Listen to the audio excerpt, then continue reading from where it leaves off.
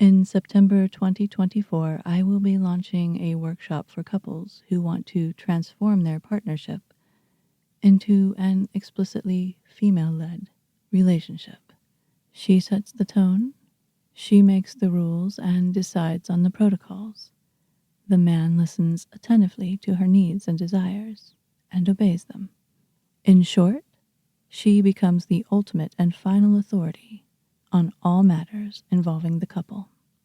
FLR is not always kinky, though the aspect of sexual power play does tend to add a spark of excitement to the dynamic. And that can take on so many different forms, from the lady being what lesbians refer to as a pillow princess, who is sexually serviced the way she likes, and only when she likes, to more intense sadomasochistic scenes with a sense of drama and creativity.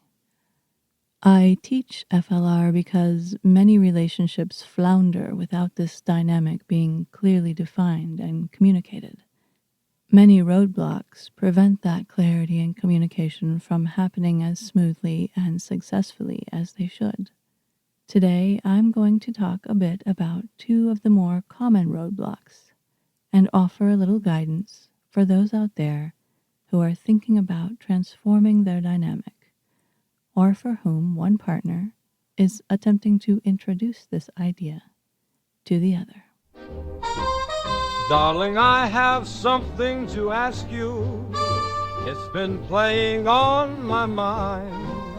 I just love it when you command me. Wanna give you all that's mine. Please, honey, can I be your slave?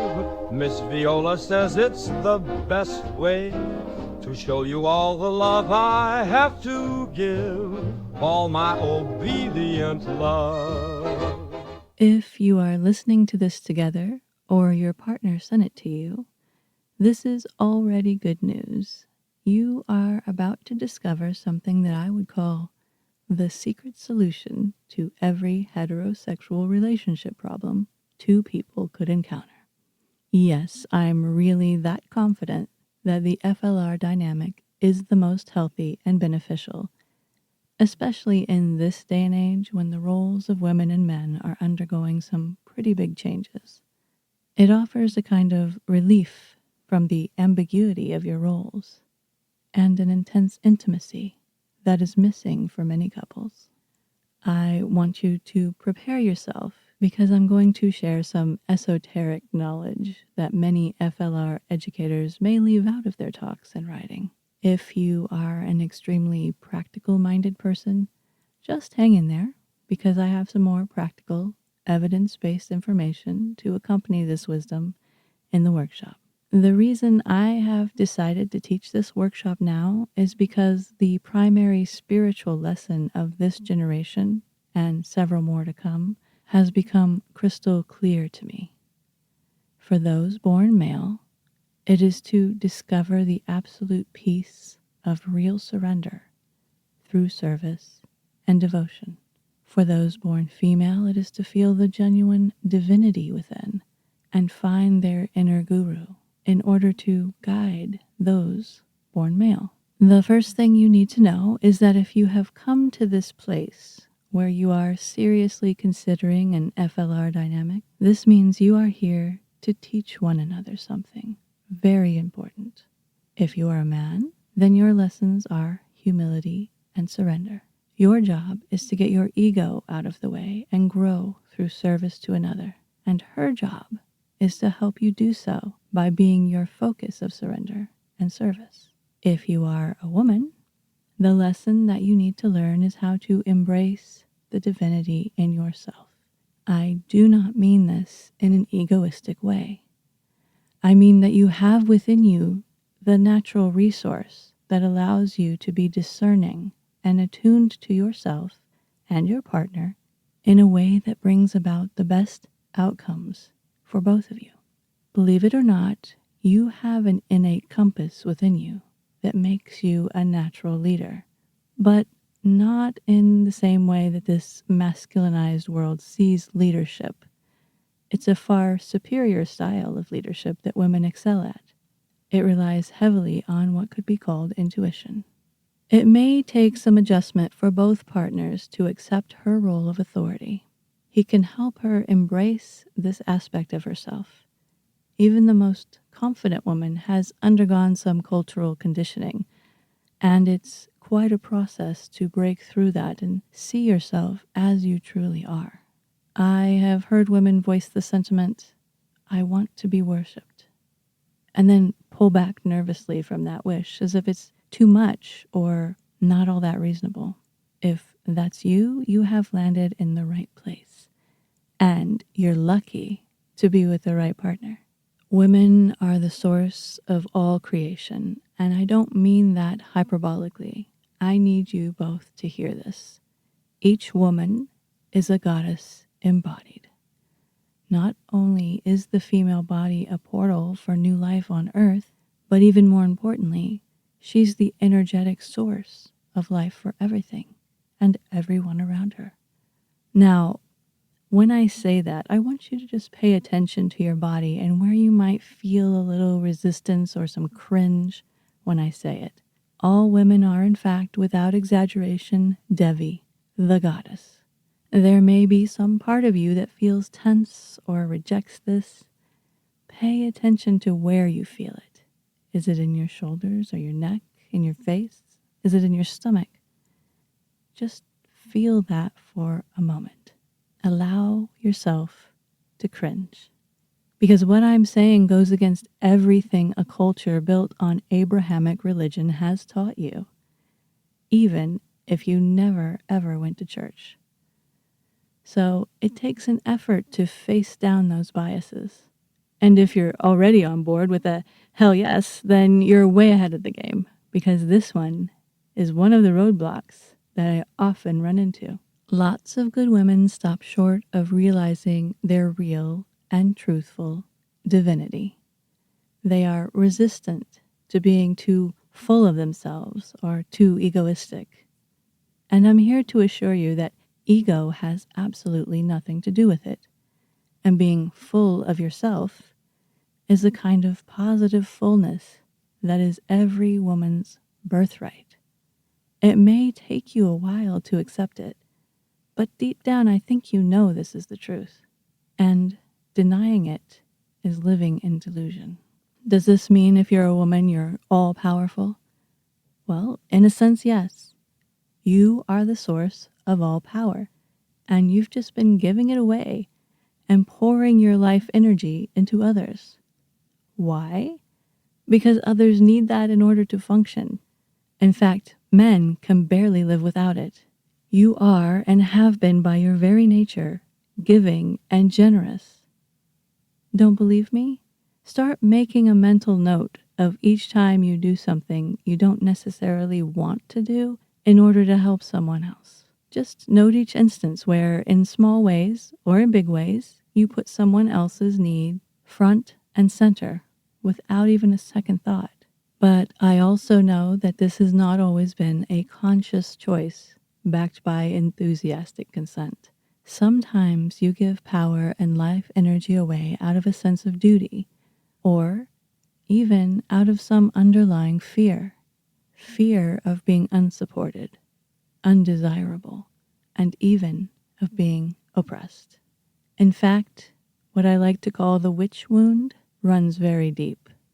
If your innate power is seen for what it is, there may be danger, as there has been in the past. And that fear was passed down to you by your female ancestors as a means to ensure your survival. So right now I want you to look back on those ancestors, thank them, and tell them that you are safe now to fully claim your own power. Trust me when I say they are likely standing behind you, cheering you on. Women have the capability to find their inner voice and their genuine, life-affirming desires. You will find that what pleases you is also good for your partner without ever trying to be selfless. When you please yourself, you are following the flow of nature itself. It is the entire interconnected organism of life moving through you. It is not selfish, it is not ego-centered, and it is exactly what we need right now to fix what has been going wrong in the world on a fundamental basis. Have you noticed how screwed up the state of communication between men and women has become? It's not because of feminism ruining Western civilization, as the insecure men online claim. It's because of the return of the feminine, which has been squashed and suppressed for so long. Now there is a palpable pivot, a kind of upending going on, and it is long overdue. This return means values and norms are changing, and women's value is no longer predicated on what they can do for the men around them. It's an uncomfortable emergence for many, but luckily for the lady entering into an FLR, you are with a submissive man who is cut out to lean into this pivot. The core building block of FLR is understanding the lessons you each have to teach one another. As a woman, you help a man learn to surrender and serve, to get out of his own way. As a man, you give a woman the opportunity to learn how to tune into her inner compass and embrace her divinity, her power, and her innate authority. As a result, very clear roles are set. She is the guru, and he is the devotee. In the Indian subcontinent, there is a long history of guru-devotee relationships, wherein it is understood that the guru is very human. The guru need not be a perfect being in a constant state of emotionless detachment. Guru, at its core, is simply a role in relationship to others. That role is to help others discern when they are being driven by the ego, to generously receive another's devotion, and to help them surrender to their true north, to their truth. Yes, I said generously receive. Receiving another's devotion is a gift to that person. It guides them toward a less egotistic existence, which benefits their lives in innumerable ways and leads to a peaceful and settled mind. The guru's effectiveness actually depends on her being fully and completely flawed and human while being recognized and viewed as divine by the devotee. It is in emulating this model that I think a couple can get the most out of a female-led relationship. If this makes you nervous, don't worry, ladies. Every guru has their own guru. So in my couples course, I can offer you the guidance you need to be qualified for the role. I think you will find it quite easy or even effortless once you unlock certain self-imposed restrictions. If you are a woman hearing this, realize that your partner loves it when you are demanding. Ask yourself, if you were not bound to any rules or social norms imposed from outside, and you could get away with anything, what would you want from him? What if he had to say yes to anything you want? What would you tell him to do? Think about it. Keep asking this question until you hit upon an answer that feels like you've gone just a little too far. And then make the demand and see what happens. That's the first roadblock.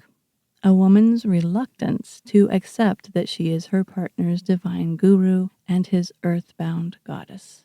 I have found a number of surprising ways to help overcome this, and I will work with women to feel totally at ease and comfortable in this role without ever feeling like she has to perform for her partner.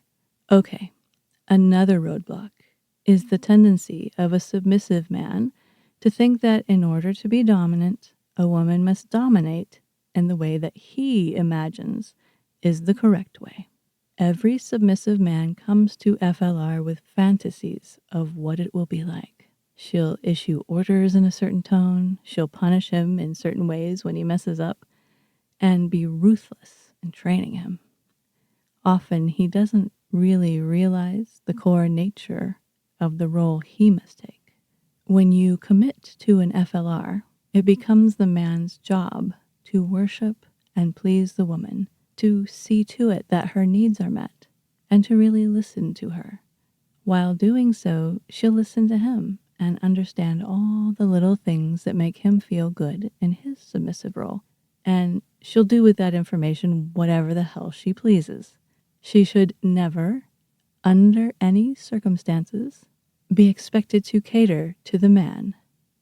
If she wants to, out of a genuine feeling of generosity, fulfill a fantasy or two, because her love for him gives her that sincere internal drive to do it, and it's a fantasy that she finds appealing in some way, then she'll do it. But if there is something she has zero interest in doing, she should never be expected to perform for him. You must keep things authentic, or you confuse the dynamic. No woman should ever be asked to perform a sexual or kinky act that does not light her up and turn her on. It is quite simply draining her life energy to ask that of her. And you need her life energy to be as full and charged as possible in order for her to be a good leader. This may disappoint a lot of inexperienced submissives, to learn that asking her to fulfill a fetish she has no interest in will actually deaden her dominance and suck the vitality out of her. But you can't always have it both ways.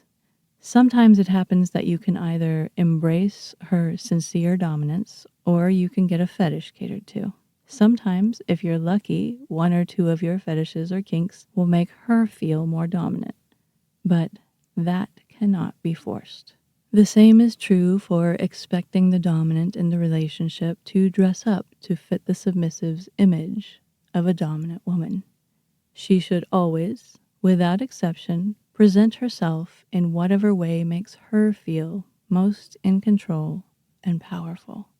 Sometimes this will be yoga pants and a tank top.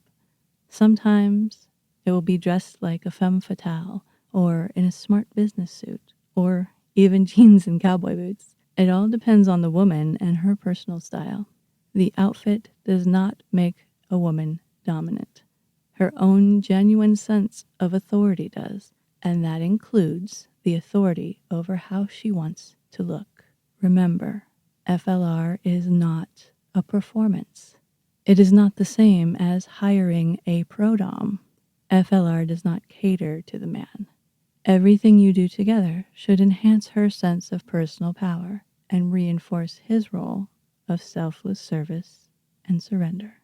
So men, if you have not truly bowed down deep inside yourself and in a literal way to her, you have not found the real peace and joy of your submissive potential.